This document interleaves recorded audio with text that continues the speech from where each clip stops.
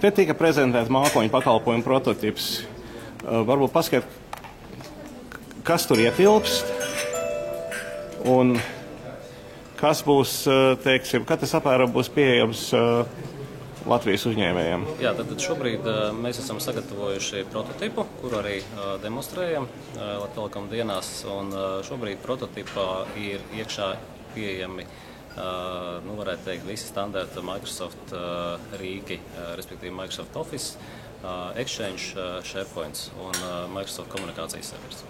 Un, cik saprotu, ir vēl citas funkcionalitātes, ko var izmantot? Faktiski šajā pašapkalpošanas sistēmā mēs varam pievienot jebkādu funkcionalitāti, jebkādu sistēmu, vai tas ir uzņēmuma pārvaldības risinājums, vai tas ir klientu pārvaldības risinājums, tad DRP, CRM, citiem vārdiem sakot, un jebkuru citu programmatūru. Bet tas būtu, teiksim, lietotājs pats uzliktu savu licencēto programmatūru jūsu mākonī, kā tas darbotos? Tātad ir vairāki varianti. Viens ir, ka lietotājs, jebš uzņēmums pats izvēlās, ko viņš grib redzēt un ņemt no šī mūsu mākoņa. Un otrs ir, ka mēs skatāmies kopā ar sadarbības partneriem, kā citus risinājumus ielikt mūsu mākonī, lai tie ir pieejami mūsu klientiem. Vēl, kas te pat prezentācijā tika minēts, bija, un es pieņemu, ka tas ir viens no standarta pakalpojumiem, tā ir datu kopēšana, kā tas darbojas? Jā, datu kopēšana arī viens no standarta pakalpojumiem, kas mums jau šobrīd ir pieejams un ko mēs varam nodrošināt arī tagad. Bet to mēs skatāmies, kā padarīt vēl pieejamāku ne tikai uzņēmumi, bet arī privātpersonām. Un tā doma ir tāda, ka ieejot Mans Latvijas Telekom mājaslapā, noklišķinot uz konkrētu ikoniņu, lietotājs saņem šo datu kopēšanas rīku, kuru izmantojot, viņš droši var datus kopēt un nolikt mūsu datu centrā.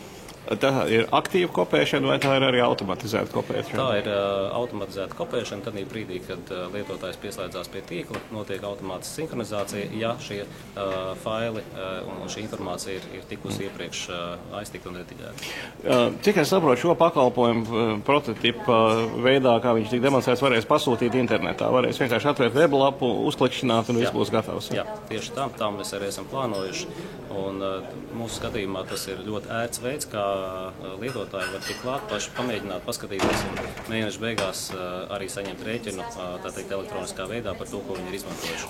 Un kāds šitas varētu būt jau kā komerc pakalpojums, ka mēs to varētu redzēt? Daļa no pakalpojumiem ir pieejami arī šobrīd, bet šī te paša web daļa, pašapkalpošanās daļa, viņa būs pieejama nevēlāk kā no vasaras vidu, tā teikt, Jāņos mums vajadzētu redzēt šo jau reāli darbojamies.